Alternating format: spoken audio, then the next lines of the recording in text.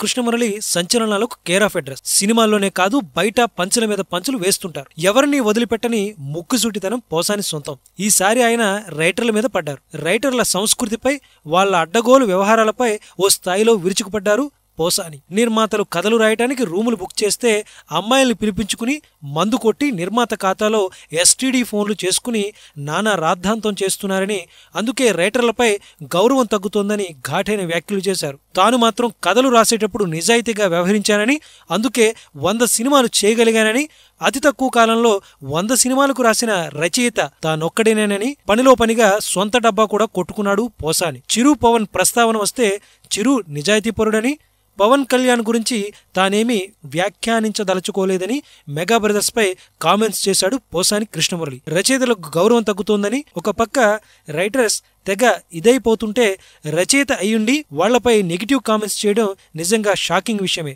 ఓ senior రచయితగా, నటుడిగా, నిర్మాతగా, దర్శకుడిగా పోసాని చేసిన కామెంట్స్ పై ఈ తరం రచయితలు ఎలా స్పందిస్తారో చూడాలి.